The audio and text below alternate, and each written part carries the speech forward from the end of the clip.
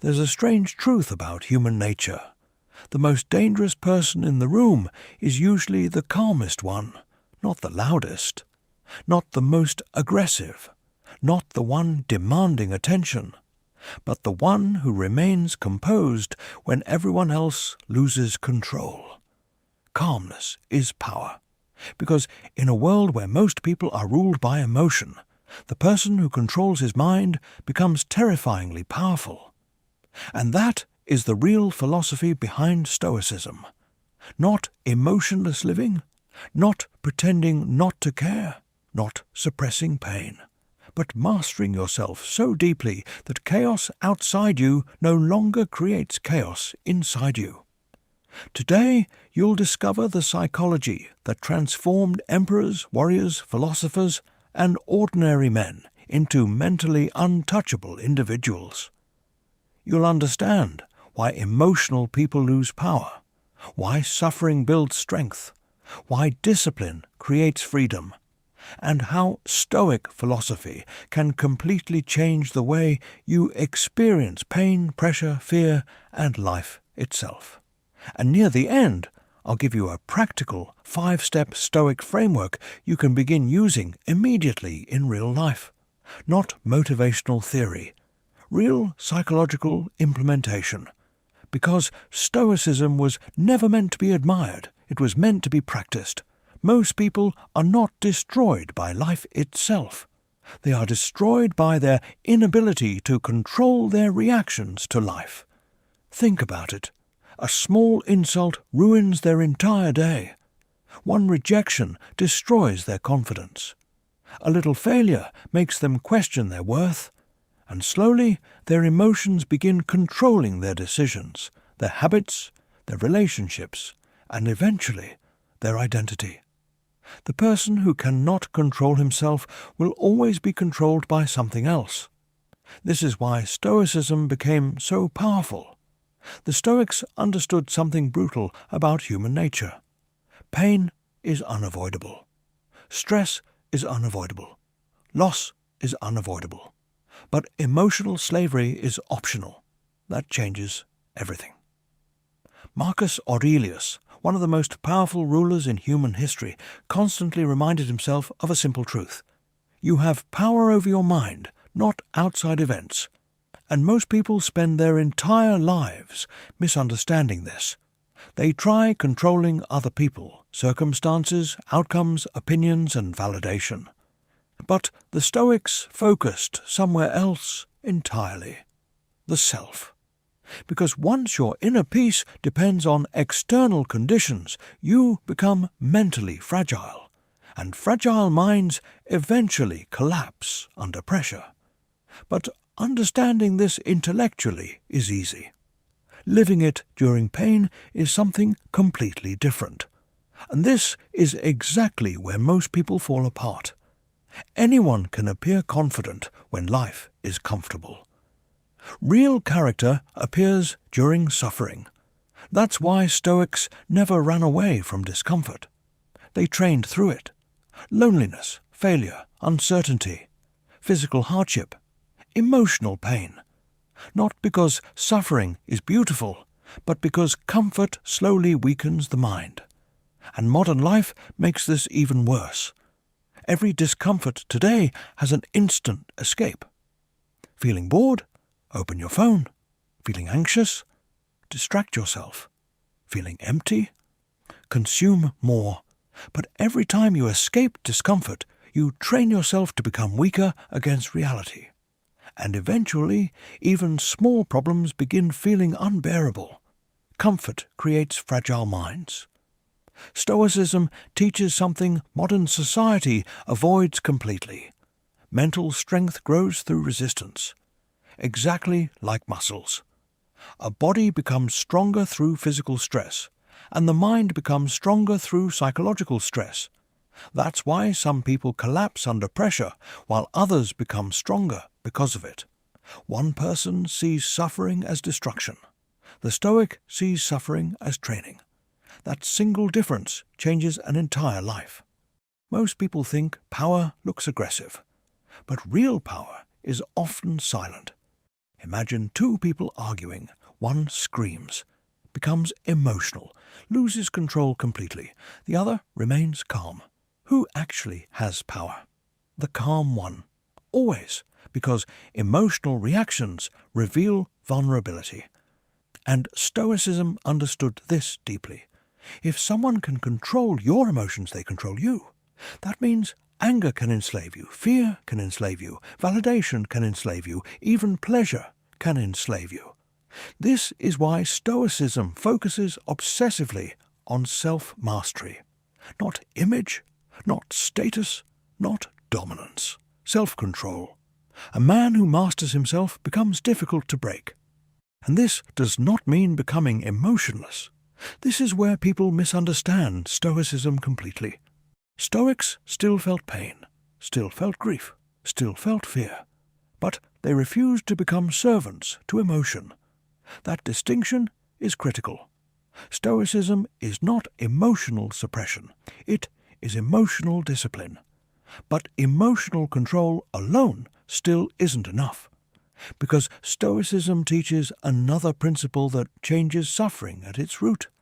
And once you understand it, pain itself begins losing power over you. Two people can experience the exact same event and leave completely transformed in opposite directions. Why? Perception. The Stoics believed that events themselves are often neutral. What destroys people is the meaning they attach to events. Failure becomes, I'm worthless. Rejection becomes, I'm unlovable.